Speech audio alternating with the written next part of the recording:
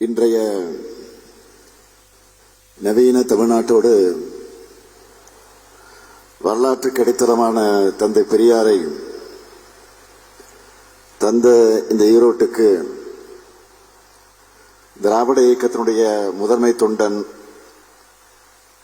இருக்கக்கூடிய நான் பெருமையோடு இங்கே வந்திருக்கிறேன். ஈரோட்டு பூகம்பம் தந்தை பெரியார் இல்லைன்னா திராவிட இயக்கம் இல்லை, பேரறிஞர் அண்ணா இல்லை, முத்தமிழறிஞர் கலைஞர் இல்லை, ஏன் தமிழ்நாட்டுக்கு இந்த அளவு வளர்ச்சியும் இருந்திருக்காது. ஈரோட்டை பற்றி சொல்லணும்னா இது மஞ்சள் நகரம், சந்தன நகரம், தொழில் நகரம், ஜவுளி நகரம், கைத்தறி நகரம், இயற்கை நகரம், விடுதலை வீரர்களை தந்த நகரம். இத்தகைய பெருமைமிகு ஈரோட்டில் இந்த அரசு விழாவை மிகுந்த சிறப்போடு ஏற்பாடு செய்திருக்கிறார் நம்முடைய கழகத்திற்கு கிடைச்ச நல்ல முத்து மாண்புமிகு அமைச்சர் முத்துசாமி அவர்கள். அமைதியானவர், அடக்கமானவர், அதே நேரத்தில் ஒரு வேலையை செஞ்சு முடிக்கிறதுல ஆற்றல் மிக்கவர். ரெண்டே வரிகள்ல சொல்லணும்னா அனுபவத்தால் மூத்தவர், உழைப்பினால் இளைஞர்.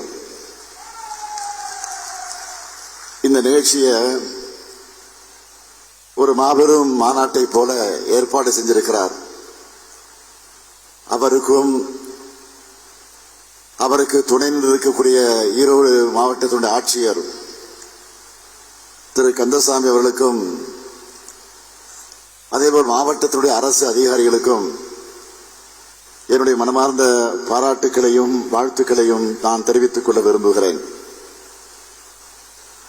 இந்த மாபெரும் விழாவில் 91 கோடியே 9 லட்சம் ரூபாய் மதிப்பிலான 23 புதிய திட்டங்களுக்கு அடிக்கல் நாட்டி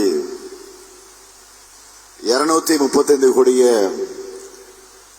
73 லட்சம் ரூபாய் மதிப்பிலான 790 முடிவுற்ற பணிகளை திறந்து வச்சு 1,84,491 பேருக்கு 278 கோடியே 62 லட்சம் ரூபாய் மதிப்பிலான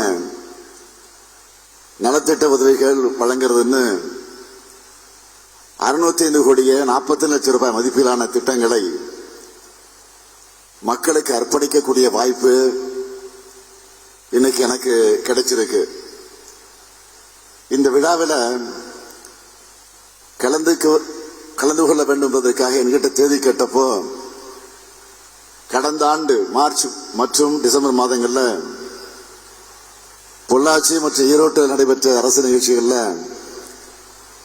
நான் அறிவித்த 12 அறிவிப்புகளுடைய ஸ்டேட்டஸ் என்ன, நிலை என்ன என்று நான் கேட்டேன். அதிகாரிகள் என் கையில் ஒரு ரிப்போர்ட்டை கொடுத்தாங்க. அது என் கையில் இருக்கு. அறிவிப்புகள் எல்லாமே பல்வேறு நிலைகளில் செயல்பாட்டுக்கு வந்துகிட்டு இருக்கு. குறிப்பா மாநகராட்சியில் 106.78 கோடி கிலோமீட்டர் நீளத்துக்கு சாலை சீரமைப்பு பணிகள் மேற்கொள்ளப்படும் அறிவிச்சோம். 79.83 கிலோமீட்டர் நீளத்துக்கு பணிகள் முடிக்கப்பட்டு எஞ்சியுள்ள பணிகள் நடைபெற்று வருது. இந்த பணிகள் அனைத்தும் டிசம்பர் 10க்குள்ள முடிக்கப்பட்டு மக்களுடைய பயன்பாட்டுக்கு கொண்டு வரப்பட இருக்கு. என்னை பொறுத்த வரைக்கும் இந்த விழாவுக்கு வந்தோம், அறிவிச்சோம் அப்படின்னு இருக்க மாட்டேன். அத்தனை அறிவிப்பையும் செயல்படுத்தி காட்டக்கூடிய அரசு தான் நம்முடைய திராவிட மாடல் அரசு. கடந்த 4 ஆண்டு காலத்தில் ஈரோடு மாவட்டத்துக்கு திராவிட முன்னேற்ற கழகத்துடைய ஆட்சி காலத்தில் செஞ்சு தரப்பட்டிருக்கக்கூடிய திட்டங்களை சொல்றதா இருந்தா அதுக்கு ஏறக்குறைய 2 அல்லது 3 மணி நேரம் ஆகும். எனவே தலைப்புச் செய்தியா சிலவற்றை மட்டும் உங்களுக்கு நினைவூட்ட விரும்புகிறேன். ஈரோடு மாநகராட்சியினுடைய பேருந்து நிலையத்தை திறந்து வச்சிருக்கிறேன். ஜெயராமபுரத்தில் மாவீரன் பொல்லானவர்களுக்கு முழு திருவுருவச் சிலையோடு அரங்கம் அமைத்து அதை திறந்து வச்சுட்டு தான் இந்த மேடைக்கு நான் வந்திருக்கிறேன்.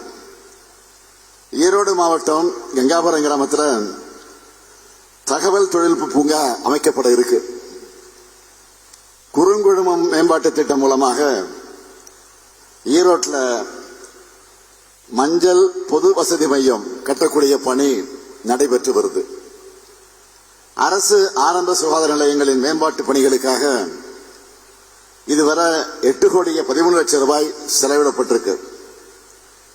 கலைஞர் நகர்ப்புற மேம்பாட்டு திட்டத்தின் கீழ் கடந்த 4.5 ஆண்டுகளில் 195 உட்கட்டமைப்பு பணிகள் மேற்கொள்ளப்பட்டு இதுவரை 177 பணிகள் முடிக்கப்பட்டு பயன்பாட்டுக்கு வந்திருக்கு. மீதமுள்ள 18 பணிகளும் நடைபெற்றுக் கொண்டிருக்கிறது.